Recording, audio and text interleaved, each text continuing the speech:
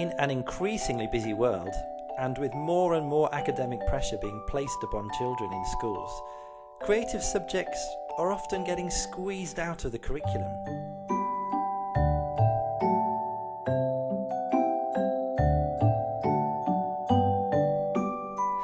In the UK, music is often one of those subjects that gets left to the bottom of the pile, not just because of a focus on data and test results, but also because of a lack of funding.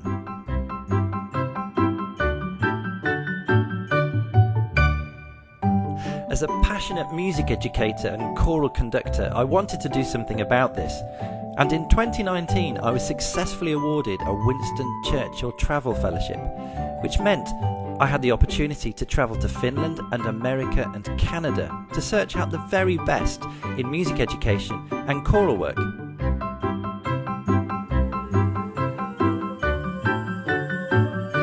I was totally inspired by the organisations and schools that I visited and the people that I met. In tandem with my full written report, these films are just a snapshot of my experiences. But hopefully they emphasise the immensely positive impact high-quality music education has on young people today, especially if there's a focus on singing.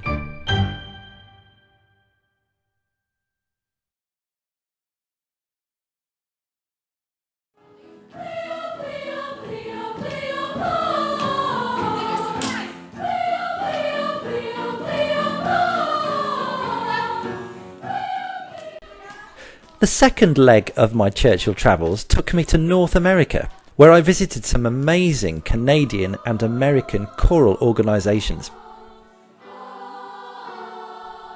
One thing that struck me about every single one of these organisations was how lively the rehearsals were and how much they included movement to reinforce musical concepts.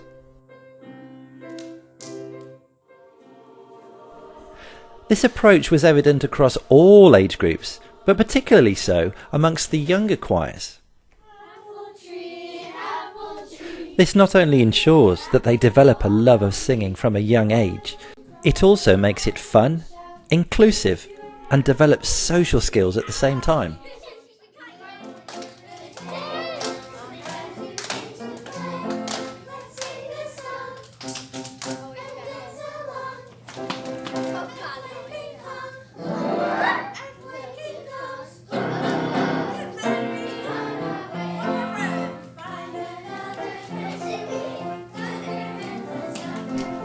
These teaching methods are in line with the Kodály and Dalcroze approaches, which emphasise hearing and feeling the music, which in turn internalises musical concepts like pulse or rhythm.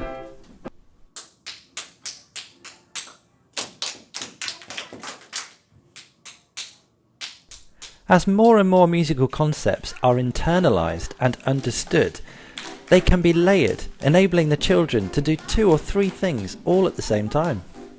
This not only improves their musical ability, but also improves their brain power.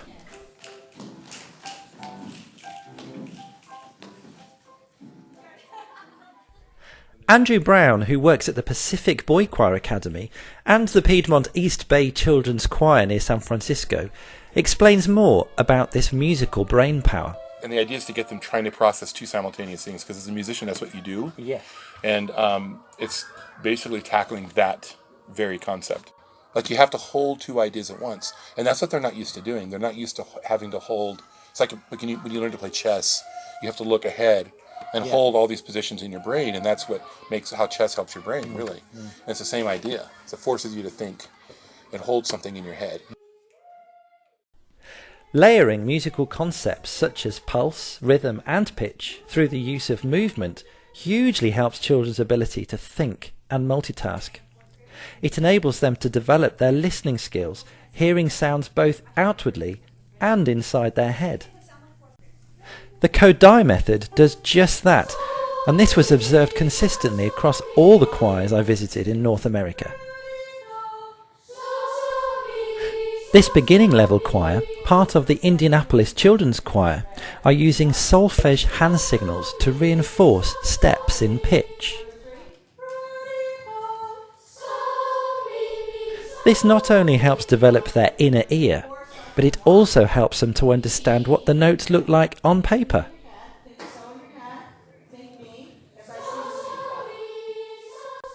These steps gradually enable the children to read music, but this can only happen if that inner ear is working.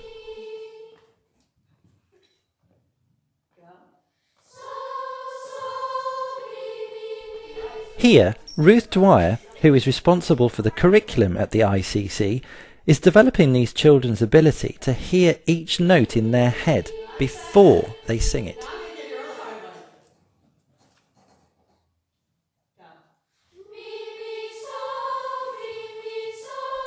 The solfege hand signs also help cement these steps in pitch.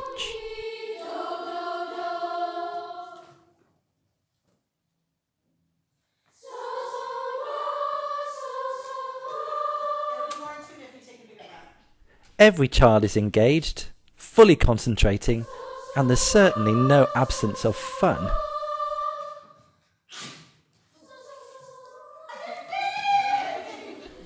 Once this method has enabled the children to embed the pitch steps in their brain, they can then be used to develop phrasing, tuning, and vowel sounds.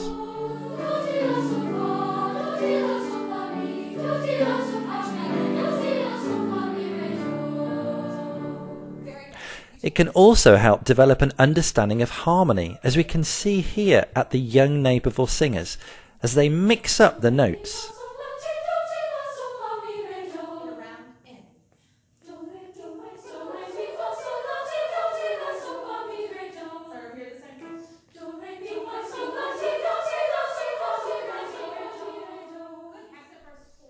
The Kodály approach, with its tonic sol fa and solfege hand symbols, is a very powerful tool when teaching singing.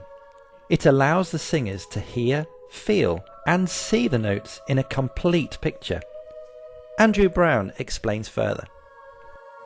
If you have to hear it first before you perform it, then it's just another level. And there are things. I mean, yeah, it does help the choir the way it sings, yeah. But it also, to me, it approaches the repertoire so that we can work the repertoire in solfege. And a lot of choirs don't want to work repertoire. They want to just they want to learn how it goes. How does the song sound, and then move to words and then perform. And the idea here is that any piece of music we're doing, we can pull apart and let them work it, and get into the nuts and bolts about it, and listen to it and absorb it. And they love that process because they do this already. Here, Andrew is working on a passage to improve the choir's intonation. He's stripped it down so that the choir sings their parts using no words, just solfege. This irons out any problems and improves listening.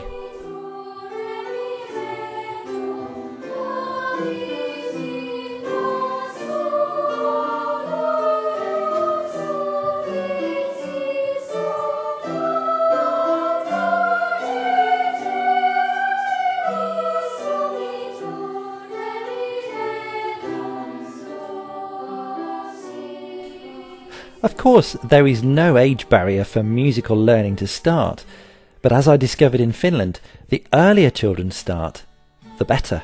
How are you? I'm fine, and I hope that you are too. Charlie climbs up. At this preschool age, learning to explore your voice through song is so important for these little ones. All right, let's sing it. Although the American education system is very different to Finland's, any early childhood music programs are equally effective. Kate Offer is a preschool music teacher who works at Pacific Primary School in San Francisco. She explains why singing is such a powerful tool. I think the kids who come from this program walk into their kindergarten program, music program, assuming that you sing and assuming that you participate and having already a repertoire of songs. Normal. And another thing I know for sure is that kids who come from this program who want to go into the local children's choirs, like the San Francisco Girls Choir or the San Francisco Boys Chorus, go in for their little interview audition, and the teachers are like, oh, wow, okay. You know, because they know the repertoire already. They know all the little songs and games, and they're already singing, not in tune always, but exploring their voice. They're just so much more facile than a kid who's walking in for their first day. So singing from an early age helps it become the norm for these children and really develops their musical skills. But can it help in other areas of development too? Yes, for sure. And it also super duper helps with assessment. Because a big piece of what happens at a preschool program is that other adults than their parents see them and see where they are developmentally in relationship to other children. Yeah. And say things like, you know, I'm noticing so-and-so has a stutter or a lisp or is really hard to understand, where their parents probably understand them, but other adults don't, and they don't know that because they're just, you know. So when you do all this singing and all this phonating and all this talking and all this vocal exploration and all this stuff, there's a real opportunity for adults to be like, aha, or catch hearing issues. Yeah, you know? absolutely, yeah. Or catch gross motor things, because if you're asking them to hop and they can't really hop. So apart from its unique creative quality, singing is an effective way of assessing children's relationships with others, their speech, their listening skills, and also gross motor skills. And just like in Finland, this is even more effective when combined with movement and visual stimuli. And then a flower. Who else besides Starting music education early is clearly effective, and this view was reflected in the fact that in every single choral organisation I visited across North America, there was an early childhood music program. Pick them up one more time, one more. All right, here we go. Fix them up. As well as the obvious singing element, there is also a huge focus on this movement and visual stimuli.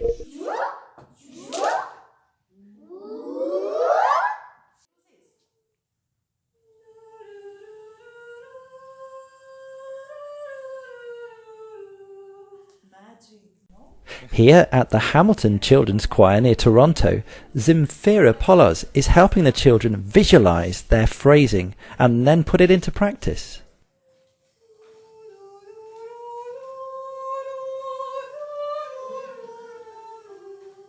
That's a one phrase. Giving children a visual focus also helps cement those musical concepts.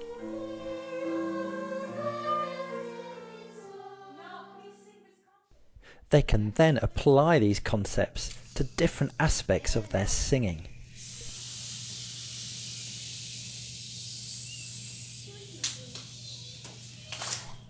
Children love to learn in visual ways, and this in turn can really help them with their listening skills and concentration too.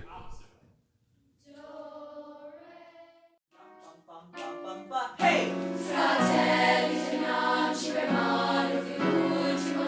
That's it. Now do it without me shouting hey. This very consistent approach to choral singing that I witnessed across North America was astonishing. The result was choral singing to the very highest of standards, just like here at the Piedmont East Bay Children's Choir.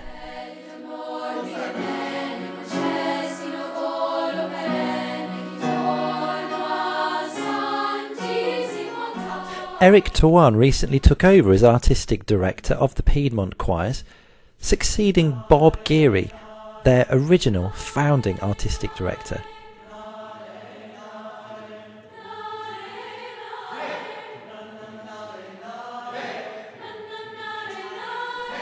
Eric, who is a composer as well as a conductor, likes to explore all sorts of different repertoire for the young people, and his enthusiasm is plain to see. Whilst in California, I was lucky enough to catch up with both Eric and Bob. I attended a weekend choral retreat for young singers across the area and spoke to Bob about the long-term impact of choral singing on young people. You know, it creates a pretty big umbrella. So, we have a number of kids in our program that have come in that are homeschooled, and it is an environment where they can begin to learn their social skills. It is totally about learning to be cooperative, collaborative, creative in a group context. So I think it's fantastic for that, and I think it's fantastic training for non-musical activities later. I think there are a lot of, again, kind of imprinting experiences and the lessons from those experiences and achieving goals as both individually and as a member of a group. Because in music you have these long-range goals. You might start a piece and perform it a month later or a year later. Well, you're developing it, so you're really showing what disciplined work over a sustained period of time can produce. And I think those are big lessons.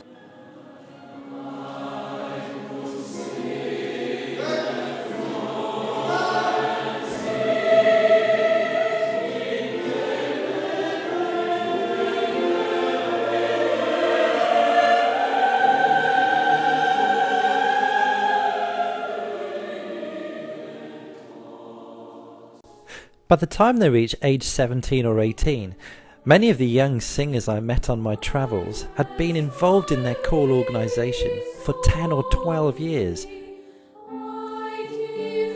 It struck me that singing must have a huge impact on their lives.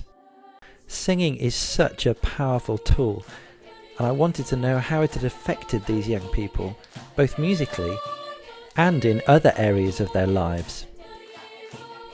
Whilst I was in Canada, I spoke to members of the Hamilton Children's Choir to find out. This is my 12th year with the organization. Yeah.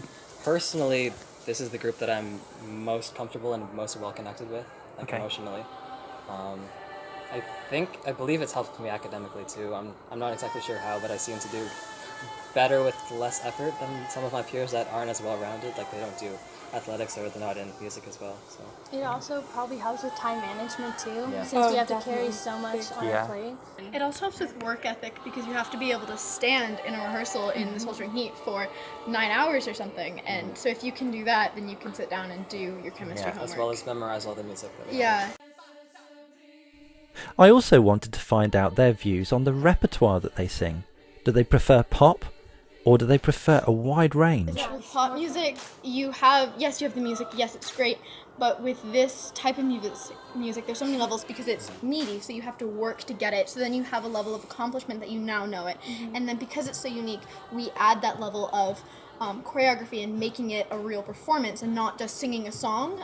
It's an act, and it's not just an act, but it's the word. Performance? That one. Yeah, we're making each piece of music our own.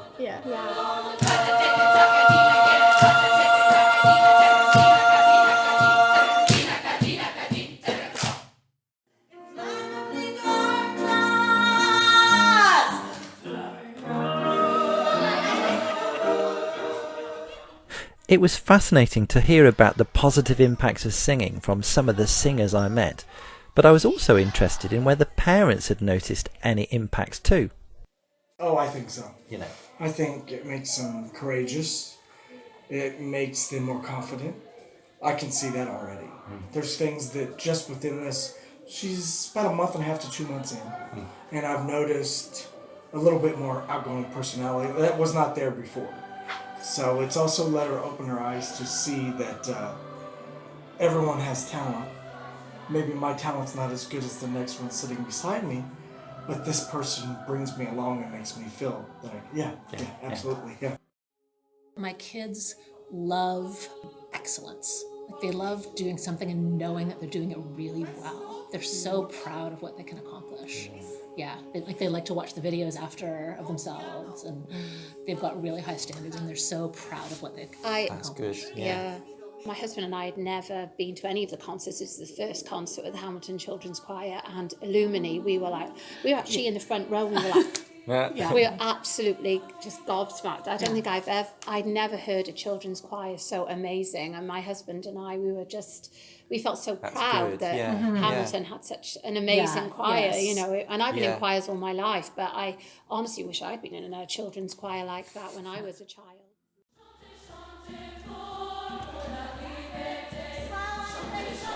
The Indianapolis Children's Choir is one of the largest of its kind in the whole of the USA, seeing around 2,500 young people every week. Some of this membership comes from school outreach programs and area choirs, as well as their regular rehearsals at Butler University. Joshua Peddy, their artistic director, has a unique way of tracking the progress of these young people by asking them to write a letter to him at the beginning and end of every academic year. So these are letters that all my kids write me. So we do it at the beginning of the year and then we do it at the end of the year. Their job is to tell me a little bit about themselves, something they want me to know about. Dear Mr. Petty, I joined ICC in 4th grade with my friend. We went to Choral Festival and we were hooked. We love ICC. At school, all we can talk about is how excited we were to go to practice. At the beginning of the year, I felt this way. Now I feel this way. This gives me, this is data, but it's a different kind of data. It's not a test score. I was interested in Josh's use of the word data, as so much seems to rest on that these days in education. Is there a way of measuring the impact that singing has had on these children and young people? That kind of data is hard. So my wife was in the children's choir, and she is a big introvert. And she said, what gave me the confidence to stand up in front of a group was the children's choir. Because I stood on Carnegie Hall stage and sang, I know I can do this. It's that kind of training that it gives. So that kind of thing you won't find through a test.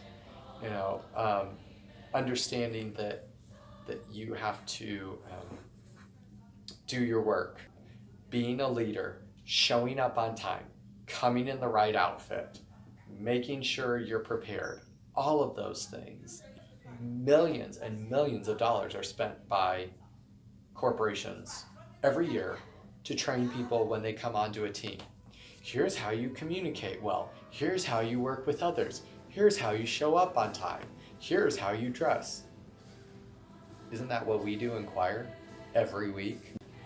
Why don't you invest your money in us, and by the time they are done with us, they would be a better person for you because they know all those things and probably are an even better employee than if you did that stuff by sending those people to training. Why? Because it's been put in them every year for how long?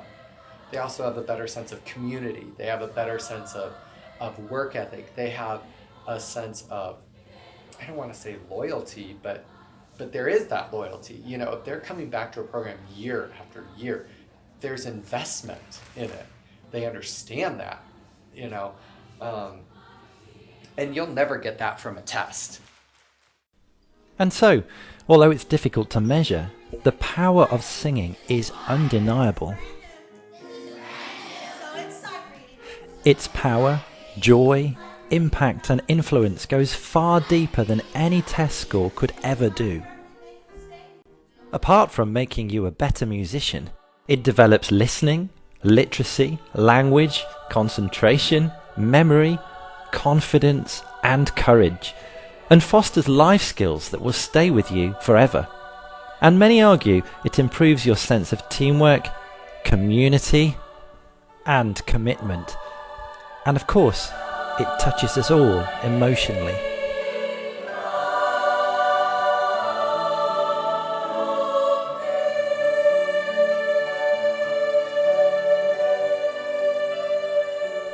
With its huge benefits to learning, singing should be a central part of every community and every school, and we need it now more than ever.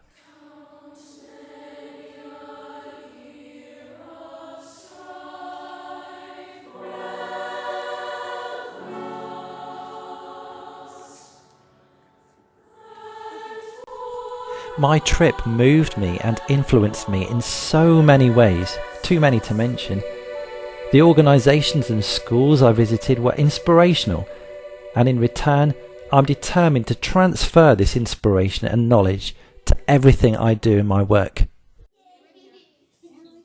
In the words of Pamela Brown, a child sings before it speaks, dances before it walks.